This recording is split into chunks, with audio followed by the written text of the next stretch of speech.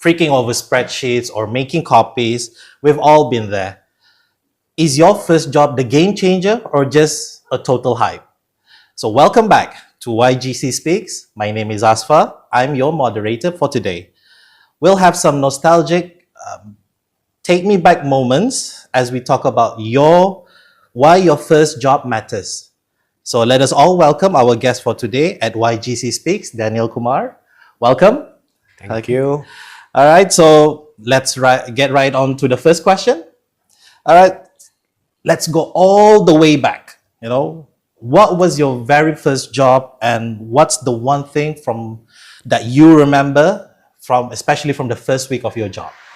Wow, that is actually 19 years back. So my first job was 19 years back, and I started as a sales executive right below the ladder, and my first salary was 5,000 rupees. That's equivalent to, I don't know, in Singapore, $30 today. Yeah, so that was my first job. 19 years back. 19 years back. So that was the thing that you most remembered, especially. What I remembered was walking in as a 18-year-old boy for an interview.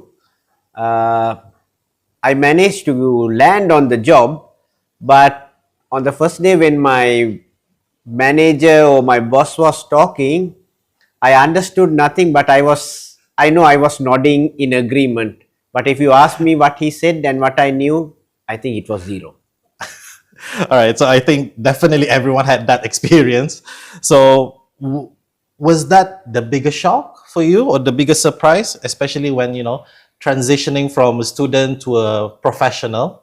Yeah, so there are certain expectations that you think, okay, what you learn, you're going to practice exactly the same. Your boss is going to ask you some textbook questions and you're ready to answer, but nothing. It's altogether like a totally different world. You are put in and you have no clue whatsoever. All right, so let me get in a little bit deeper into it. So what was especially the one that you've remembered that, okay, this particular thing, nobody teaches me before, and your first job is the one that teaches you? Yes, so it was a reality shock. So I got into my first job, my boss gave me a briefing and I was put in the customer front straight away. And the first call I get, the customer calls me and there's a problem. The customer has a problem. He's frustrated. I think he has called the hotline many times. And I pick the phone and he calls me, "You bloody buffalo." And then I immediately hit the ground. I said, "Oh my God, no one ever has spoken to me like this." Of course, I get scolded at home. That's a different story. But outside my home, no one scolded me that bad. And then I said, "Oh, this is a reality shock." Correct. No one told me that I'll get scolded this bad. Here and there getting scolded. Yeah, definitely that's one of the biggest surprise for you. But if you don't mind to share, what's that one skill that you picked up, especially during your first job, that you, in your current position, that you still use today? Something that I picked up from my first job, I use it until today because it was a telco. I joined a telecommunication company, which we were in sales of selling CDMA phones. If you remember that, CDMA stands for, I still remember that part, Code Divisional Multiple Access, okay, phones. So that's where CLI, the first round of CLI and things came in. So picking the phone in 3 rings. So that's a cardinal error in a telecommunication related company if you don't pick the phone in 3 rings. And until today, normally if someone calls, if I am picking it, I'll pick it up in 3 rings. If not, I'll disconnect it. And even if I call someone, 3 rings, they don't pick, I'll normally disconnect it and let them call me back. Oh, I see. Interesting. So something that you learned right at the beginning actually followed you all the way, from Sri Lanka to Brunei itself. Okay, so maybe on to our next question. Sure. Did your first job actually help you discover what you're truly good at? And maybe perhaps you can also share something that you decided, okay, this is not the right thing for me? So when I was in school, I was not good at mathematics and I was not good at science. So my dream job was any job that would not require mathematics or science. So I wouldn't say I landed on my dream job as a sales executive, but it was something that I was comfortable doing. And I think with my other experience, my personality, how my personality was built, and how I was groomed, it didn't take a huge toll on me. So I would rather give it a 6. I'll give 6 marks out of 10 on my first job. All right, so that was the one that you know that you're not good at, especially how about the ones that you know that, okay, this is my thing, this is your strength. Well, anything that you can share about Yeah, that? so I realized that my strength, I had the ability to sell, I had the ability to convince people, and also I had the ability to influence people and make the room more energetic. I think that's partially I got it because I was involved in many sports activities during my school days. So I think I partially got it from there as well. So yeah, I think I had the knack for sales. I see. So yeah, definitely in terms of sales, you need to be disciplined. You need to have, you're not going to sell on your own. You're going to sell with a team. So Exactly. teamwork plays a role in it. So next, I would say in terms of reputation. Okay, so not just your reputation, but anyone's reputation. Why do you think reputation matters so much, especially for someone just starting out? So reputation, your self reputation matters, and more especially or more specifically when you start working, you also carry the reputation of that organization. So it's good that you build your self respect and self the personal brand, so that when you represent the organization, that also has a spillover effect on what you're selling, especially if you're in sales. And I would say every job in the world out there today requires some kind of sales. All right. Even when you go for an interview, you have to sell yourself to the person who is interviewing you. So that requires that personal branding or personal thing. Yes. All right. So, all right. Tell me. So, since you mentioned about reputation just now, so can you tell me what damages a young employee's reputation very quickly? I believe that attitude does have a big damage on a person's reputation.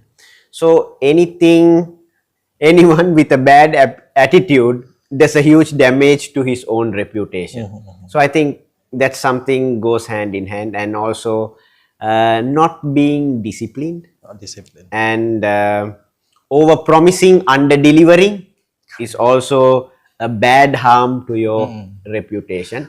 And something that I learned from my bosses, not only in my first job but throughout my career, and something that I also deeply value, is never lie to your boss, or never what do you call that, if you have not done something, say that you have not done it. I think that's a better way out rather than lying or conning your way out. Correct.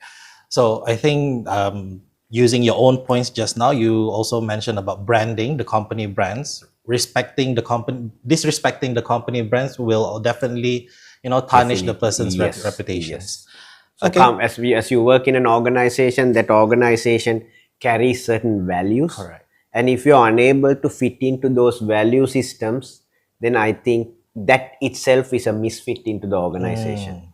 So I think, yeah, maybe these young employees, they got scared in terms of how am I stuck in this company, or should I leave just like that? So I think that's a question that, Yes. So, but youngsters, they need to understand something, that you might not always land in your dream job, and you get to realize the expectation versus reality gap when you land in your first job. But The first job will give you a rich learning which you can take into your career.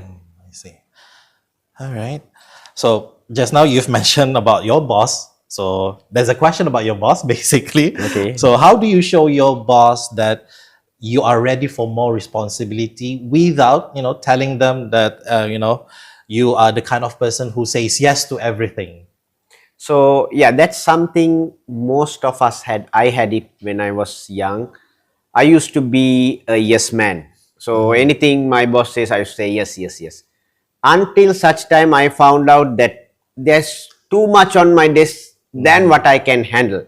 So I have had good bosses, good mentors all my life who always are concerned about my workload. They even ask me, are you okay? Can you handle it? But not everyone gets it. So Correct. you need to learn to say no in a nice way. Because sometimes saying no is perceived as something negative. Correct. But over promising is also a negative and will harm your reputation.